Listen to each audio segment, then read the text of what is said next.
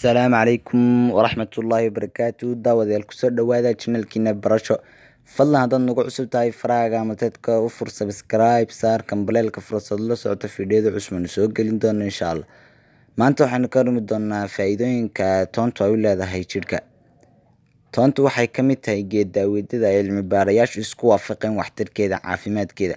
waa geed lagu karsado cunooyinka kariska ah inta badan iyadoo laga raadinayo caraf iyo dhadhan daacaminta xaggeeda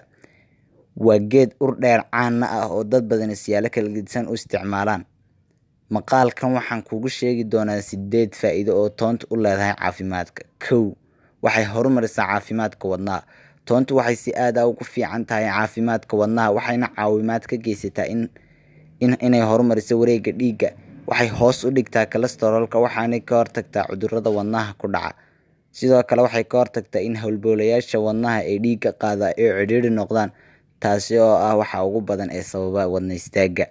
2 waxay kaantaroosha dhiigkarka cilmi baadhis ayaa waxay caddaysay in toontu ay hoos u dhigto dhiigkarka dadka dhiigkarka qaba waa inay maalin walba cunaan jab yar oo toon qaydhin ah iyagoo calooshoodu maran tahay 3 waxay sare u qaadaa difaaca jidhka toonta waxaa aad ugu badan fiitamiinada ay kamid yihiin vitamin C, B6 iyo maadooyinka kale ah selenium iyo magnesium kuwaas oo si aad ah sare ugu qaada difaaca jidhka 4 waxay daaweysaa qufaca iyo durayga toontu waxay si weyn u daaweysaa qufaca iyo durayga sidoo kale waxay faa'iido weyn u leedahay daaweynta xiiqda iyo burkiitada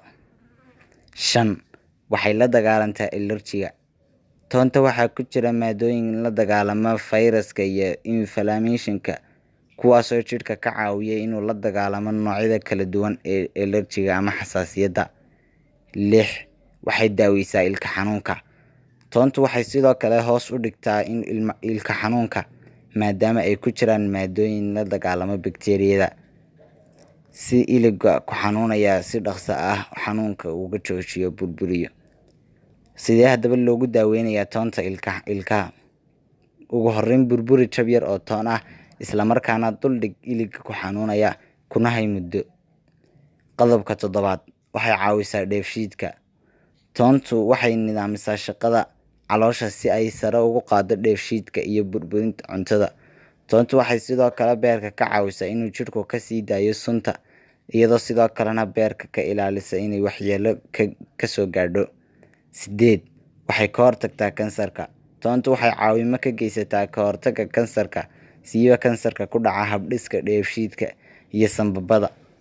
dadka taariikh ahaan qoysaskoodu uu kansarku ku lug leeyahay waxaa lagula taliyaa inay si joogto ah u cunaan toonta si ay hoos ugu dhigaan khatarta ay ugu jiraan noocyada badan ee kansarka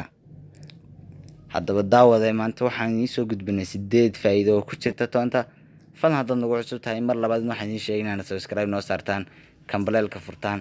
maalin kasta waxaan idiin sheegnaa inaad kambaleelka furataan saad la socotaan fiidiyoda cusub soo gelin doona insha Allah marka maanta insha Allah waad furan doontaan waana la socon doontaan fiidiyoda aan soo gelino YouTube. Thank you for watching. Please don't forget to subscribe and like and share and comment below.